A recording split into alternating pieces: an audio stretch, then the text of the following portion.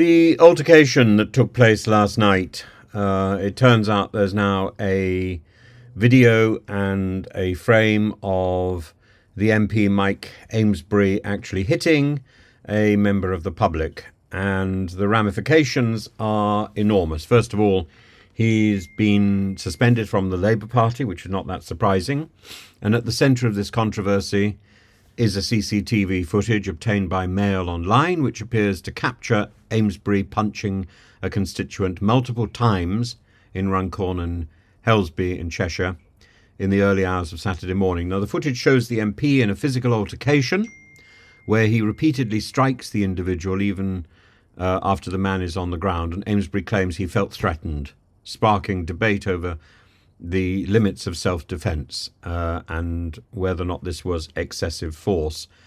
The Labour Party has responded swiftly, perhaps not as swiftly as it might have done, placing Amesbury on administrative suspension pending an investigation. This step is necessary to distance the party from the incident, with Labour emphasising that its commitment to conduct and accountability is sacrosanct.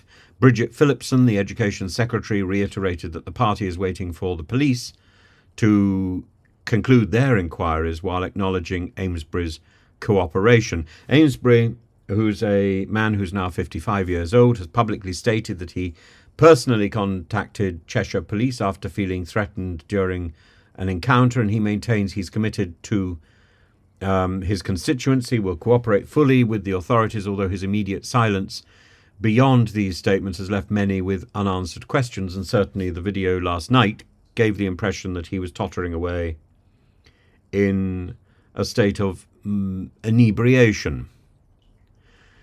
Predictably, the incident has drawn criticism from opposition figures, notably the Conservative leadership hopeful Robert Jenrick, and Jenrick's sharp rebuke on social media sarcastically references Labour's anti-gang rhetoric, implying the party may struggle with its image as a bastion of order and justice. And the broader public too has reacted with shock, as footage of an MP assaulting a constituent is rare and reflects poorly on the role of MPs as our representatives. While Amesbury claims to have felt threatened, the question arises, did his reaction exceed what was necessary? Was he provoked? And in legal terms, self-defence is a permissible response in imminent danger. Yet the sustained nature of the assault, the fact that he was continuing to hit the person when they were down, complicates this defence. And the footage repeatedly shows Amesbury attacking the constituent after the constituent is incapacitated. It raises doubts about proportionality and about the potential influence of alcohol, given that it was the early hours following an evening out. Labour's swift suspension of Amesbury reflects its efforts to manage scandals within its ranks, especially as it seeks to rebuild its public image. And with critics calling for tougher measures, the party faces a dilemma. Act too strongly and it risks alienating Amesbury's supporters in Runcorn. Act too leniently and it appears to be soft on discipline. There are instances where physical altercations have taken place. The John Prescott is probably the only incident I can think of. You may know of others.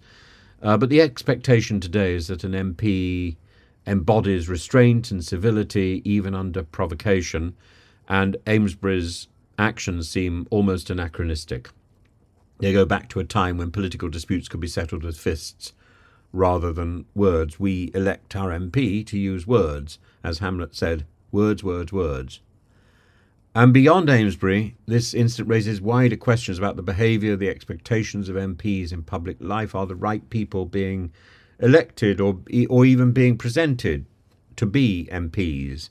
Do they have life experience? Do they have the discipline to represent us, to conduct their constituency surgeries, to interface with the public, to talk on our behalf in the House of Commons?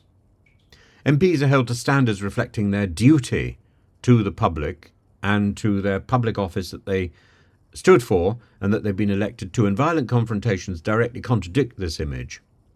Labour's response may set a precedent for how similar incidents are handled in the future, underscoring the importance of accountability. The coming weeks will determine Amesbury's political fate, and if the police investigation reveals aggravating factors or evidence beyond Amesbury's account, Labour may face calls to expel him permanently.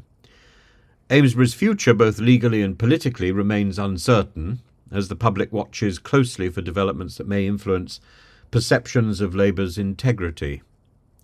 The incident isn't just one about a single MP, it's about the standards we expect from public servants, and those two words, a public servant. The MP is elected to a life of service to their constituents.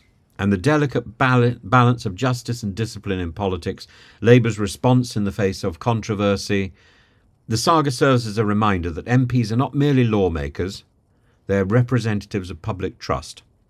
And any lapse is bound to resonate far beyond the streets of Cheshire. It's a sad and sorry tale.